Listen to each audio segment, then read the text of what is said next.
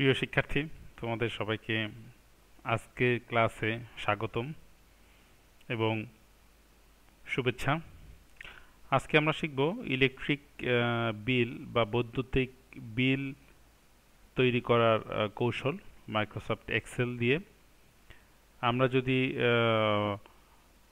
পল্লী বিদ্যুৎ সমিতি বা ঢাকা ইলেকট্রিক সাপ্লাই অথরিটি বা এরকম জাতীয় কোনো প্রতিষ্ঠানে চাকরি করতে চাই, তাহলে যারা বিদ্যুৎ বিলের ডাটাগুলো সংগ্রহ করছে, মিটার রিডিং নিচ্ছে, সেই রিডিংটা যদি কোনো মাইক্রোসফট এক্সেলের যদি কোনো ফাইলে টাইপ করা থাকে, সেখান থেকে আমরা খুব অতি সহজেই 5, 10, 20 হাজার বা 1 লক্ষ 2 লক্ষ গ্রাহকের বিদ্যুৎ বিল মাত্র কয়েক মিনিটের ব্যবধানে নির্ভুলভাবে তৈরি করতে পারবো। তো যাই হোক, এই ব্যাপারটা বিস্তারিত দেখার জন্য আমি মূল ক্লাসে যাচ্ছি। তো তোমরা ভালোভাবে ব্যাপারটা বুঝে নিবে এবং শ্রেণী শিক্ষকের সহায়তায় হাতে কলমে এটা করবে। তো ঠিক আছে, আমি এখন মূল ক্লাসে যাচ্ছি। আমি আগে থেকে একটা ইলেকট্রিক বিল নামে মাইক্রোসফট এক্সেল একটা শীট তৈরি করে রেখেছিলাম। এখানে তোমরা দেখো, এখানে একটা কন্ডিশন দেওয়া আছে যে 1 ইউনিট থেকে 200 ইউনিট পর্যন্ত যদি কেউ বিদ্যুৎ ব্যবহার করে, তাহলে প্রতি ইউনিটের দাম হবে 4 টাকা 75 পয়সা। 201 থেকে 400 ইউনিট পর্যন্ত প্রতি ইউনিটের দাম হবে 6 টাকা 75 পয়সা, এবং 401 ইউনিট থেকে 500 ইউনিট পর্যন্ত যারা ব্যবহার করবে, তাদেরকে প্রতি ইউনিটের জন্য গুনতে হবে 8 টাকা 75 পয়সা। আর 501 ইউনিটের বেশি যারা ব্যবহার করবে, তাদেরকে দিতে হবে প্রতি ইউনিটের জন্য 9 টাকা 75 পয়সা। তো প্রশ্ন থাকতে পারে যে এটা আসলে আমরা কেন করা হয়, গভর্নমেন্ট কেন এটা করে, যে বিদ্যুৎ ব্যবহারে যাতে মানুষ সাশ্রয়ী হয়।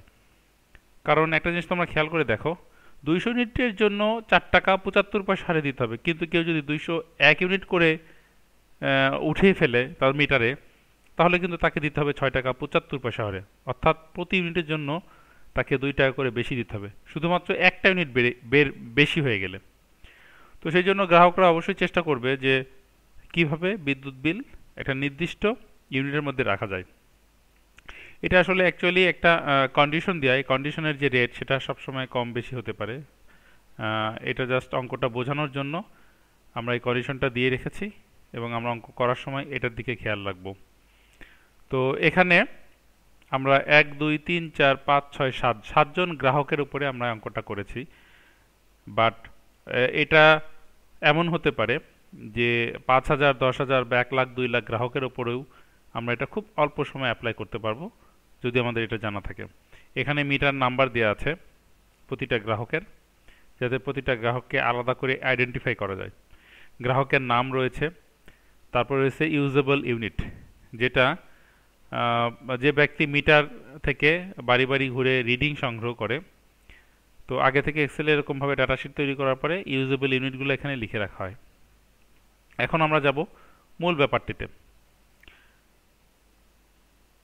এখানে আমরা ইলেকট্রিক বিলের ঘরে, এই ঘরটাতে ক্লিক করলাম।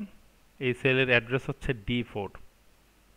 D4 সেলে আমরা এই কন্ডিশনটা, যেটা আমরা বাংলা ভাষায় লিখে রেখেছি, সেটা গাণিতিক সংকেতের মাধ্যম দিয়ে লজিক খাটিয়ে আমরা একটা সূত্রের আকারে আমরা ফর্মুলা বারে টাইপ করব। এখানে আমরা ক্লিক করার পরে সমান চিহ্ন দিয়ে এই ফর্মুলাটা লিখে দেব যে ইফ ফার্স্ট ব্র্যাকেট C4 বলতে বোঝাচ্ছে এই ঘরের ডাটাটাকে 120।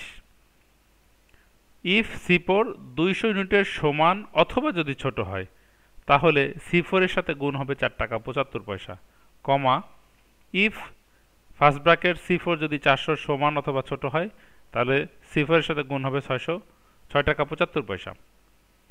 এবং যদি C4 500 সমান অথবা ছোট হয় 500 পর্যন্ত, অথবা 500 ছোট হয় 500 পর্যন্ত, 500 ছোট হওয়া বলতে বোঝাচ্ছে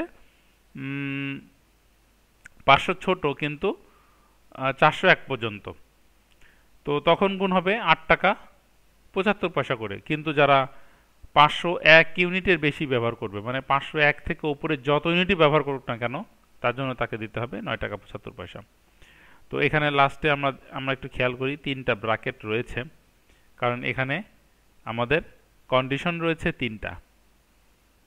এখানে এই যে তিনটা কন্ডিশন, আর এটা হচ্ছে ওপেন কন্ডিশন, অর্থাৎ এর বাইরে যা থাকবে খোলা, সবই হবে 9 টাকা 75 পয়সা করে।